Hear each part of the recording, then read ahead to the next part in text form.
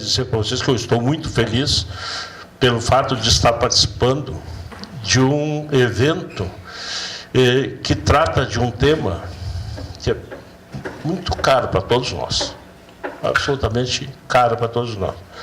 De todas as cadeias produtivas alimentares ou agroalimentares de grande consumo, o trigo é a única que nós somos mais importadores do que produtores. Existem várias razões, e não vai ser, né, num painel que se vai esmiuçar isso aí, mas é certo que há espaço. E nós acreditamos nisto.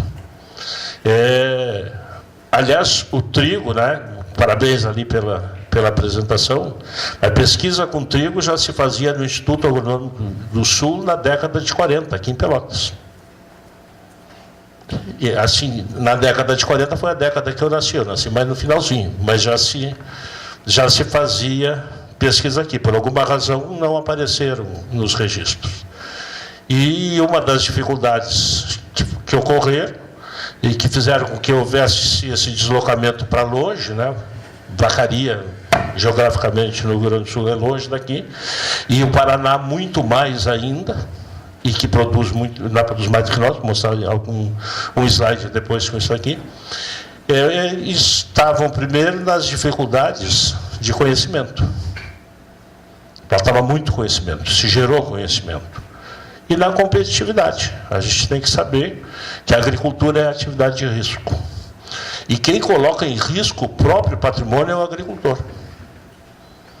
Então a gente precisa, tem né, vários estudantes aqui, futuros profissionais, que saudades do tempo das décadas que passei pelas fases aí que nem vocês. A gente precisa compreender muitas vezes isso. O produtor, ao tomar uma decisão, ele toma uma decisão que envolve a vida dele, que envolve a vida da família dele. Por mais que tenha, muitas vezes, vontade de fazer. Então, como vou tratar mais relacionado à secagem, não tem como separar secagem de armazenamento e vice-versa. E dá uma honra, professor, dividir o painel com o senhor, professor Volney, meu orientado aí já na graduação, no mestrado, agora no doutorado, e de dupla aí com o professor Luiz Carlos. Obrigado, professor.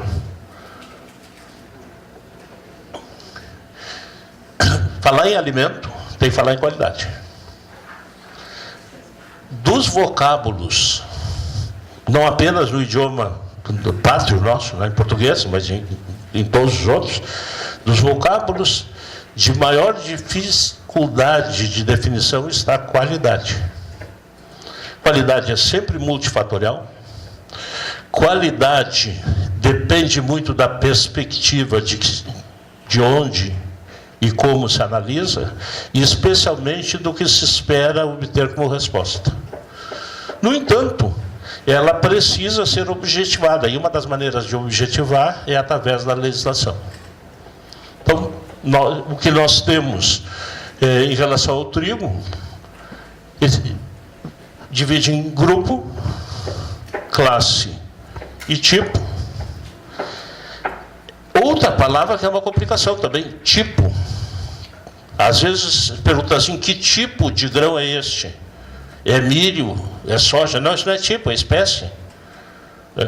O tipo está relacionado com a quantidade e a intensidade de defeitos.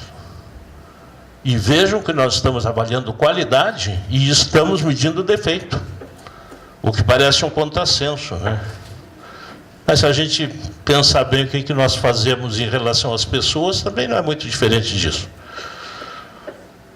Ah, fulano é bom, se a gente não está se agradando não sei do que, a gente vai desfilando defeito por aí, para dizer que é bom, mas não é tão bom assim. Em relação aos grãos, todos, a gente tem isso. E o grupo é em relação ao destino. Deveria ter saltado aqui. Esse é o último dado que a gente tem disponível da Conab, e que é preocupante. pelo levantamento que tem. Isso aqui é safra real, é a última safra. O que se está agora em andamento, a diferença do Paraná para o Rio Grande do Sul aumenta. Não é que o Paraná tenha aumentado a área produzida, que seria bom em termos de país, é que o Rio Grande do Sul diminuiu. Pelos fatores que a Cassiana apresentou aí, também a gente teve diminuições de produção, mas a gente teve diminuição de área também.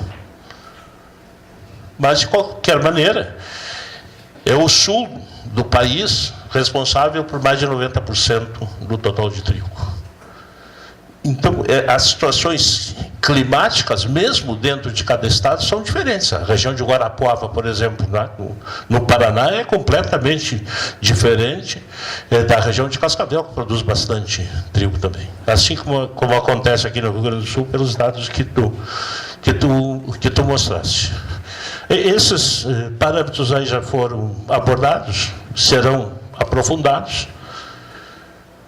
E existe uma forma clássica aí de se definir o destino. O que tu vais fazer com a farinha que tu tiras do trigo? Primeiro, é importante que se ressalte que, historicamente, se comercializou trigo pelo peso volumétrico, que é o nome científico, é o nome técnico. E até se passou a chamar de peso do hectolitro, como se trigo se armazenasse, né, num hectolitro. Não é isso? Pela sem isso não é assim, mas é uma convenção matemática. Ocorre que o peso volumétrico ele está relacionado com o enchimento do grão. E ele nos dá como predição a quantidade de farinha que a gente pode produzir. Não nos dá nenhuma informação sobre a qualidade. O que nos dá informação sobre a qualidade é o relógio. De qualquer maneira, como as proteínas exercem papéis fundamentais na qualidade do trigo, existe uma certa correlação entre a quantidade de proteína, né, a proporção de glutenina e gliadina e o comportamento que esse grão vai ter, que é o que mostra o quadro aí. Isso tudo é medido em laboratório. Uma farinha que apresente maior resistência, maior força, aqui já entram os geológicos, ela tem um comportamento que permite para a indústria elaborar seus derivados utilizando essa característica aí. Ou seja, não existe farinha ruim. Pode até existir farinha mal conservada, mal preparada, mas não existe farinha ruim.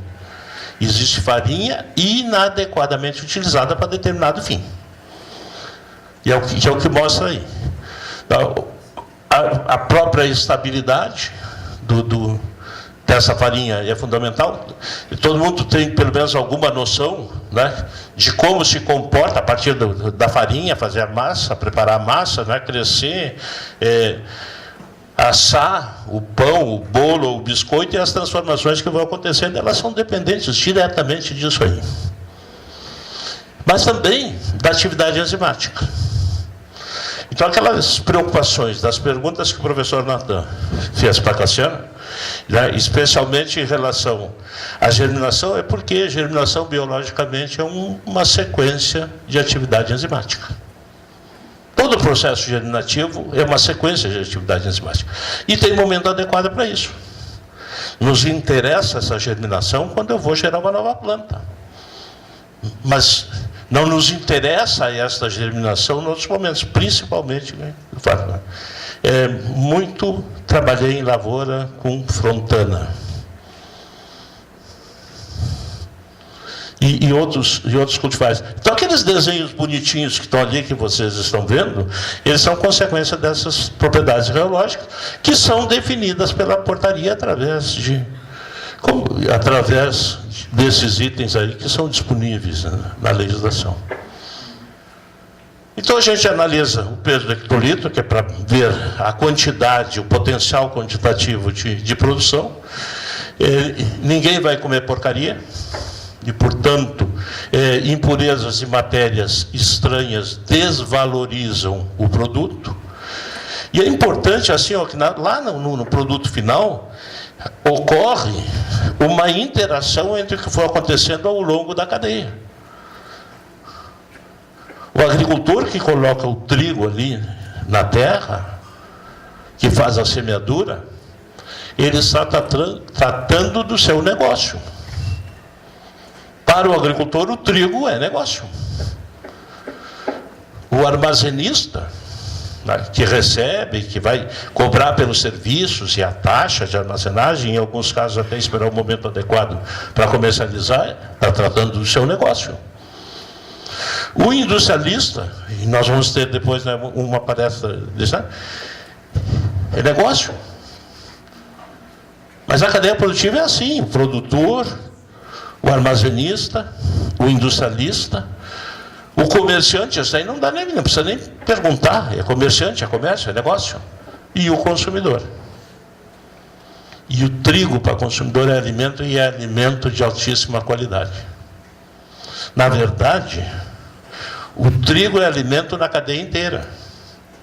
Quem muitas vezes não o trata como alimento somos nós. Os profissionais da área tecnológica têm a obrigação ética, moral e funcional de passar esses conceitos para a cadeia produtiva inteira. Nós temos responsabilidade com o alimento que chega na nossa mesa, na mesa dos nossos filhos, na mesa dos nossos netos. Aqui quase todo mundo é jovem, eu também já fui jovem com vocês. Hoje temos 7 netos. Graças a Deus. Bom, os filhos temos 3.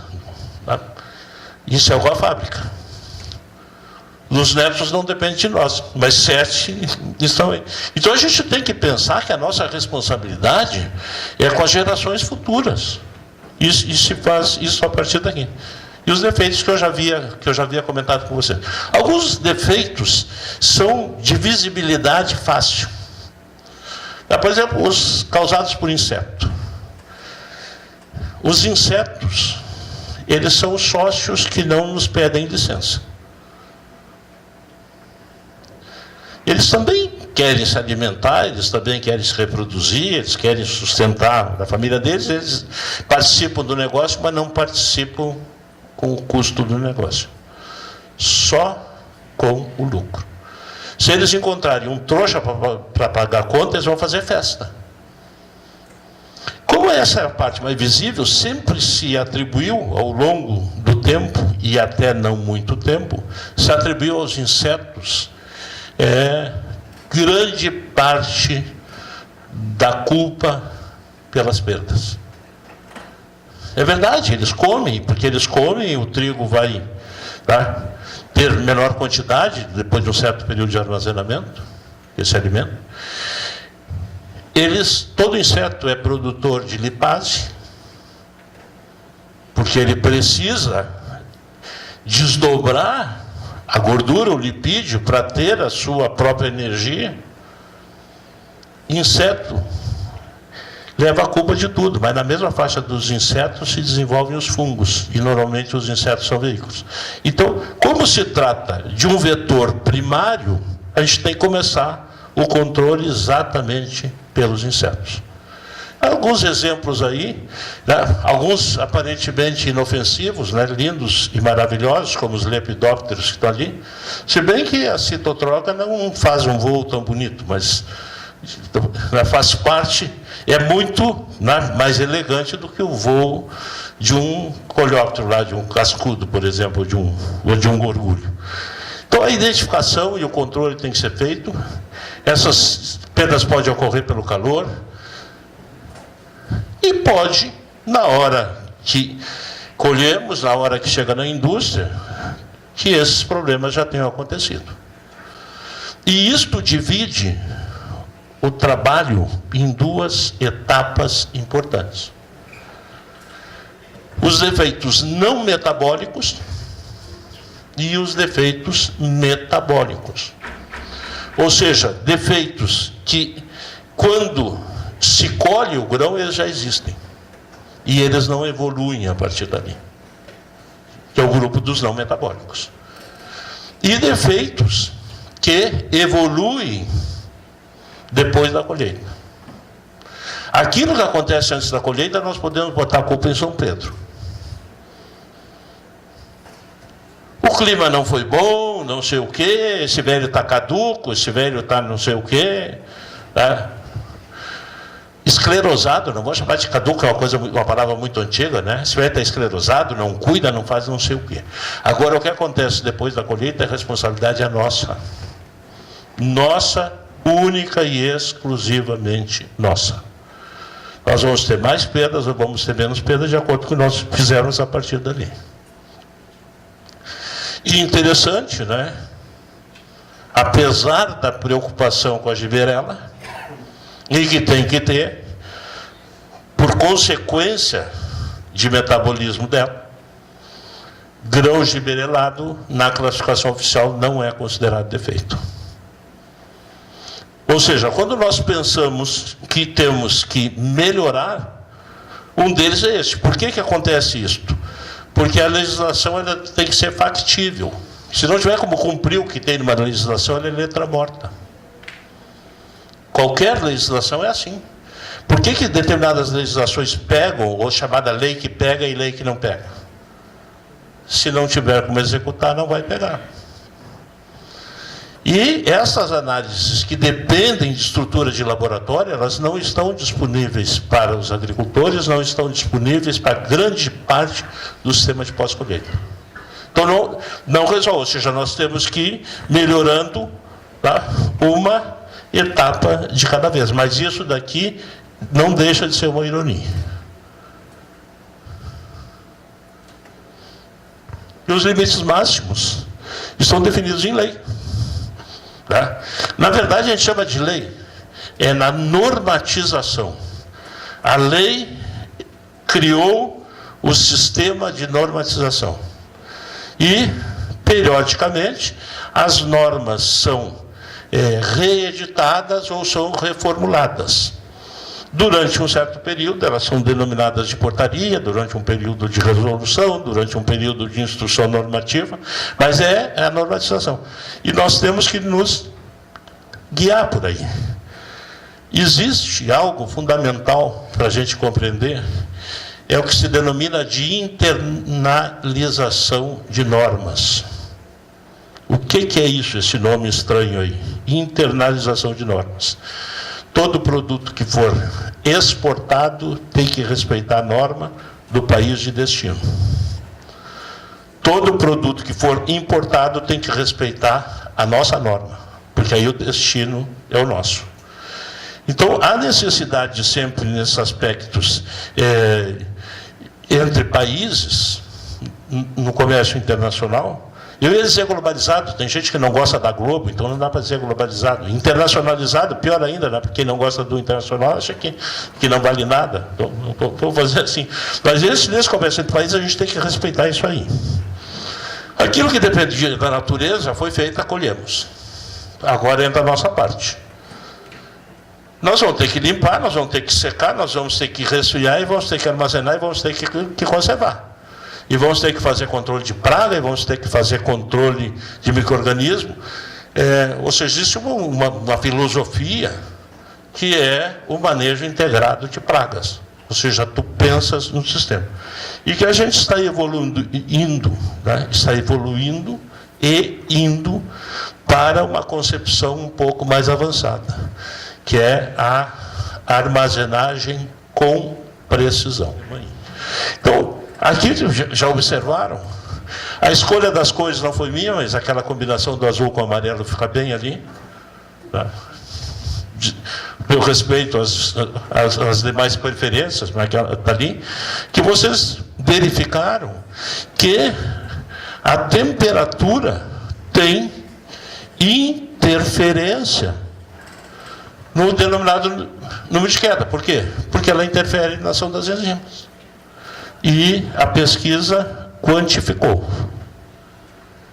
Alguns resultados, pensei, professor, dos nossos orientados, o professor Kutkowski, oriundo daqui da FAEM, do Laboratório de Grãos, fez o mestrado aqui, concluiu seu doutorado fora e na Universidade de Passo Fundo a gente continuou fazendo. Eu trouxe alguns exemplos aí, até porque nós dois aqui, as pessoas saberem que a gente trabalha, né? Mas, na verdade, é porque esta é uma área que tem pouca pesquisa, tem pouca informação. E o que é pior, tem muita crendice. A primeira delas, o agricultor deve colher com a menor umidade possível para ter pouco desconto. E se generaliza. Isso, cara, que ninguém gosta de ser descontado. Ninguém gosta. Aquilo que me tiram, eu acho que estão me roubando. Mas, na verdade, existe uma regra que precisa ser cumprida de forma lógica. O grão amadureceu, colhe. Colheu, seca e limpa. Secou e limpou, armazena. Armazenou, conserva. Porque essa é a diferença entre armazenar e guardar. Guarda eu coloco para proteger. Armazenar, eu, além de proteger, vou conservar. Então, se o agricultor deixa, e aí vocês estão vendo que a gente tem 2 unidades de colheita, né? Todo mundo enxerga aí? Enxerga, né? Eu não preciso estar lendo o que está lá. Mas a gente pode observar assim, ó. Nesse experimento, o que a gente fez? A gente pegou uma faixa e escreveu 19, mas na verdade é de 15 a 20, a chamada faixa intermediária de umidade de colheita do grão. Por quê? Porque tem gente que trabalha com sucessão de cultura, que é mais desocupar a lavoura para poder colocar a soja em seguida. Quem trabalha com sucessão de trigo e soja, ou trigo e milho, como tem acontecido em várias regiões do Paraná, ou alguns cultivos. Ora, dentro dessa lógica, se ele puder colher com umidade um pouco mais alta, ele colhe antes, colhendo um pouquinho antes, na cabeça dele, olha, está tendo lucro. Então nós vamos verificar o que isso significa na qualidade do material. Então ali tem um teste de os resultados de peso do hectolitro, microsedimentação, acidez do extrato etéreo, que é efetivamente uma medida de conservabilidade, é o parâmetro químico mais seguro, porque ele é uma resultante, para a gente acompanhar o armazenamento. Tem 2, um químico e um físico. Vários parâmetros servem para a gente acompanhar o armazenamento.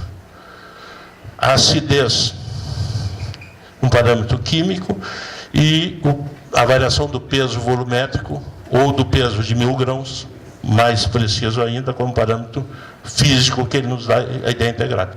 Então, vocês observam assim, ó, que se aumentou os minerais é porque reduziu a parte orgânica. O que acontece? Os minerais são transformados uns nos outros. E a parte orgânica é transformada em CO2 e água. No metabolismo. Essa transformação em CO2 e água vai reduzindo a quantidade disponível de nutrientes que tem o material.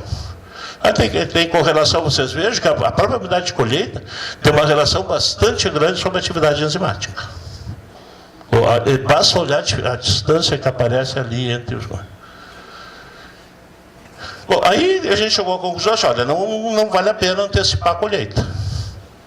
E não vale mesmo. E retardar.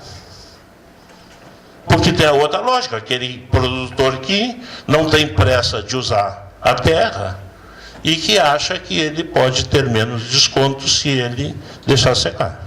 Isso aqui é um outro experimento. Coloquei ali na forma de tabela. É muito número, vocês não precisam se preocupar, eu vou dizer do que se trata. O que a gente tem ali? Nós temos uma umidade de colheita intermediária, ou essa daí de 18 a 20, e uma umidade no outro extremo, de 13 a 15, ou seja, aquele que deixa secar na lavoura, que é tudo o que fala em umidade 2. O 2 está tratando desse tema. Quando eu tenho umidade diferente no grão, eu tenho comportamento diferente das proteínas em relação à temperatura. Então, eu não posso utilizar como receita. Por isto, é manejo agronômico de secagem. Não é apenas um manejo de engenharia, onde eu chego lá, ligo lá o ventilador, ligo o sistema de aquecimento, ligo o sistema de movimentação e vou fazer rodar mais ou rodar menos. Não, eu preciso fazer isso integrado com o ser vivo, que é que o grão é ser vivo. Então, a gente sempre tem os piores resultados. Onde que aparece?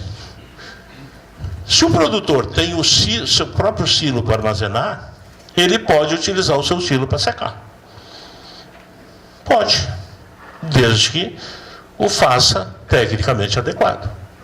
Que é o que aparece ali, né? Secagem estacionária. Aquele E que aparece ali é estacionária. Ou ele pode fazer uma secagem convencional. Eu vou explicar assim, nesse finalzinho de tempo que tem aí, como é que a gente administra isso na secagem convencional. Eu acho que talvez o último número, aquele ali em 12 meses, da acidez do estado etéreo, já diga tudo, né? Tu podes ter algo como 2%, 1,95%, ou como mais do que o dobro.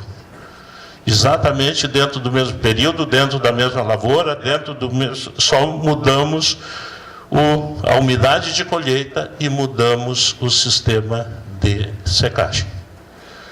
Então, se o produtor tem o seu próprio silo e vai secar no silo, ele não pode nem aumentar muito a temperatura para não dar problema térmico e não pode usar a temperatura tão baixa ao ambiente, porque se ele demorar para secar, os fungos serão agradecidos e tu acabas tendo problema de qualidade.